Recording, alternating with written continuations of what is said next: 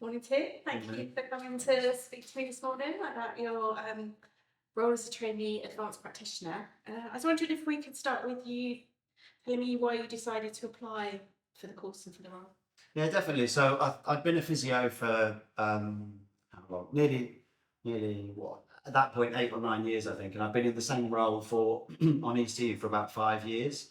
I'd just come back from my wife had a baby, so I'd had a month off, and I came back, and I was kind of looking for new opportunities and kind of raring to for learning. Basically, always been very interested in like pushing myself as a physio and having kind of fallen into the specialty of older people, frailty. And the NHS, we started making some noise about frailty practitioners and kind of using not just from a medical side of things, but using nurses, therapists to be able to do bigger holistic assessments. And I was quite interested in how frailty was going to develop over the years, and I wanted to get on the bandwagon, as you say, early. So yeah, I had some discussions with my line manager about doing an advanced practice course. It sounded really. To be honest, I didn't really know what I was getting myself in for, because I don't think we really know until you start. We didn't have any ACPs in Homerton at the time who had finished, and we didn't really have any roles that I could go and shadow within Homerton. I know other trusts have frailty practitioners and frailty advanced practitioners as well, but I didn't actually go and shadow them. I just discussed it with my line manager, and we managed to make it work. So we went from there. Yeah. Sounds great. And when you talk about that in terms of not maybe knowing fully what you were getting yourself into to start with, what have been any differences in expectations? I guess when you were planning and applying, what feels different now to actually doing the role? I think that I went into it thinking, right, it's going to be a very defined role. That's going to be very clear what an advanced practitioner in frailty does and doesn't do, and it would just be that you just be taught how to do it, and then you can do it, and you feel very comfortable. Well, actually, that it's completely opposite. I think that's the beauty of advanced practice. It's about taking people who have got an interest in a specialty and quite experienced in that area, and then you almost kind of mould a job around their skills that then supports the service and improves patient care and supports the trust to deliver their outcomes. So I think that was the main difference there. I'm still very uncomfortable I think you always have this imposter syndrome. I'm still very uncomfortable in what exactly a role could look like. But yeah, apart from that, it's met all my expectations and exceeded them of what I've learned and how enjoyable it's been. Great. And can you give an overview of the course content that you're doing at the moment and how things have maybe flowed in terms of your learning and the different years that you've done? Yeah, so I went to City University. So for 2 years back-to-back modules. So you do 3 a year roughly. So we did research, starting off with research up till Christmas, and then did advanced assessment to the summer. And then over the summer we did an education module, which is quite interesting. And then the big one, prescribing, that ran almost a double module that passed that Christmas. And then we finished off with leadership. And now I'm in dissertation, which spans a whole year. So it's pretty full on back to back. There's not really any breaks except when you don't have uni in your essay writing or preparing for an exam. So yeah. That's quite a commitment, isn't it? And how does a typical week work then in terms of balancing your clinical role and also your learning and uni stuff and that sort of thing? Yeah, I think this is probably the hardest thing for people that aren't in. So I call myself a trainee, but I'm not in a trainee post. So if you can get a trainee post, you immediately have a timetable where it allows for all the extra time that you're going to be doing university, but also you need time in the week to do kind of your clinical stuff that would be above and beyond your current role.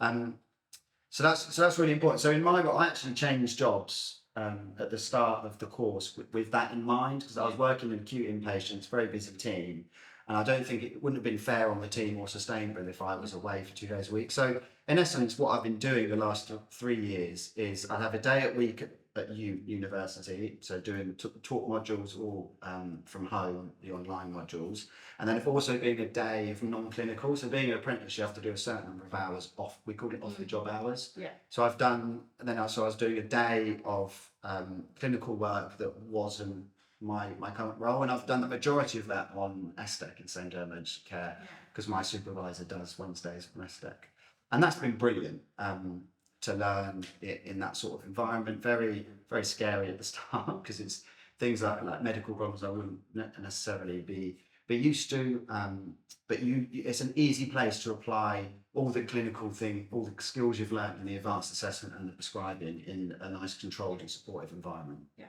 And is that your way of like building your 500 hours? Is that part of? Yeah, so the majority of my 500 hours that I did were on SDEC. I did some other things, so it depends what your supervisor does, or if you can get some other supervisors. So I've done some shadowing with various relevant teams, relevant to older people, and I've been on like post-take ward rounds, and we had a lot of the last few years we've had lots of strikes. So my supervisor, we ended up on the wards quite a lot doing industrial action cover, which was good learning experience for me. So you can pick and choose, but I think having a route, you need something weekly that is off the job to your normal job, or within your normal job, but you're going to be, people will see you as a trainee and you're going to use advanced skills. I think that if you're doing your normal job, I think you may not get the experience you need because people will just see you as in your normal role. So it's nice to remove yourself, go to something more uncomfortable so that you can develop a broader range of skills. Thank you. And have there been any other learning opportunities that maybe you wouldn't have had if you'd been in a more traditional standard role that you've been able to access? I think the apprenticeship's really nice because you do get, in essence, quite a lot of freedom to, if something's a good learning opportunity, you can justify that on your hours, whether that's your clinical or leadership hours or whatever you need for each module. So it has opened up different things. So for example, last week I did a 12-hour LAS shift on the ambulance. So my friend was a paramedic and he said, oh, I do observer shifts. And I thought that was a great learning opportunity to see pre-hospital care, particularly for older people. So yeah, I think it depends. You need contacts. I think if you've got a good network, then you can pretty much use whatever you want, and you can put that down as a learning experience for your hours. That's been, you get a lot of freedom as doing the apprenticeship route. I've spoken to people who have done the masters, the non-apprentice route, and it's a lot more challenging because it's difficult for them to balance their normal clinical work and then having the freedom to do the extra hours they need. Yeah, that's interesting. Tim, you've talked a lot about the benefits that you've had from doing the course and being a trainee. I wonder if you could tell me a little bit about the challenges that you've experienced as well. Yeah, sure. I think one of the biggest challenges is time, is managing the volume of work and the volume of your clinical work. So in the structure, I talked about the structure of the week. You've got a day at university, it's away from your normal job, and then you almost need a day extra of doing something different clinical compared to your normal role. And that can be a big challenge. So I ended up changing jobs at the start of the masters because we kind of foresaw that it wouldn't work. I was in a very busy, acute clinical role, and removing me 2 days a week from the team wouldn't have been fair. And to manage the team properly and support that environment would have been too challenging. So that was a big thing that I thought about at the start.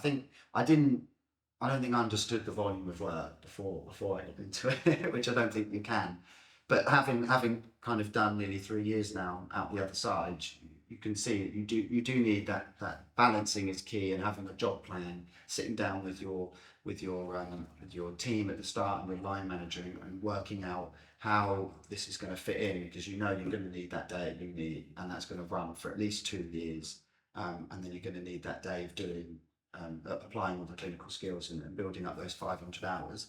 I think the other thing is the learning's great. You do need to write essays. It's a master's, it's academic, although it's fairly clinical. So essay writing is key, and I think building up some academic skills in being able to write well and reflect well and be critical in your writing is, I found, I think at the start, more challenging because I hadn't done any master's modules for a fair while. But you grow into it, and the university, they offer loads of support in terms of academic writing, and you do get a fair amount of time to write the essays as well. So when the taught module finishes, you often get nearly a month to then prepare for the exams or write the essay. So yeah, it's not too bad balancing it, but it's still like weekends and evenings are still taken up by doing it. Thank you. And in terms of the clinical supervision support that you've had, obviously we know it's a really key part to being able to support people to progress through the course. Mm. How has that worked, and maybe how has that been different to other roles that you've had where you've had clinical supervisors? Mm. I think so. As a therapist, particularly in Homerton, spent most of my career in Homerton. We've always been really well supported with supervision. So whether that's monthly or when you start off weekly or bi-weekly.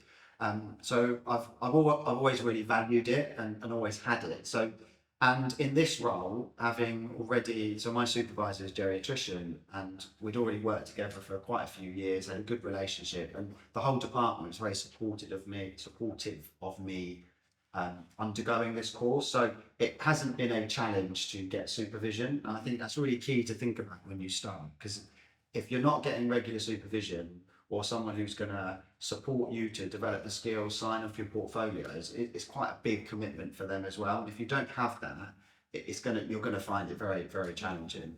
But yeah, so we probably spent the first year trying to work out how much, like when we needed to meet, what we needed to do. And then when I started prescribing, we kind of put in place a regular every week. So it's in the diary still every week. If we don't do it, fine. But it's just, we spend an hour, maybe more, just reviewing the cases that I've seen on SDEC that week, or signing for the portfolio, or discussing bits around prescribing or different pathologies and different presentations. And that's been really great. And I think Corinne, my supervisor, has probably found it quite enjoyable or challenging as well, because I ask a lot of questions. But yeah, so I've had a very positive experience, and I think supervision has been really key to me doing well throughout the 3 years. Thank you. But finally, what would you say to anyone who's maybe thinking about applying for the course or applying to be a trainee?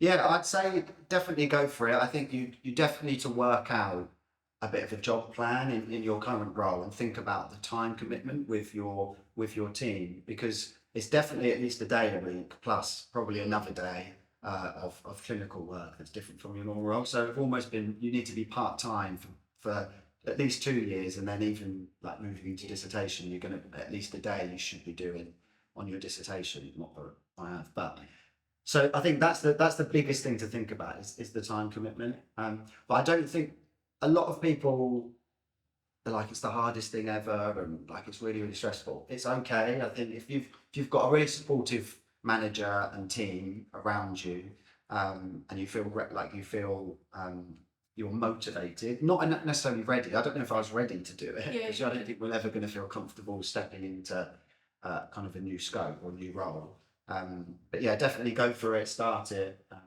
I would definitely recommend an apprenticeship. Initially, I just asked to do the masters, but then Homerton said, "Oh, can you do the apprentice route?" Homerton gets some benefits, but also you legally have to have the time off. So then, when you go to a manager and say, "I have to be part-time for 3 years," legally they have to do that. So that's been really helpful. But yeah, it's a really good course.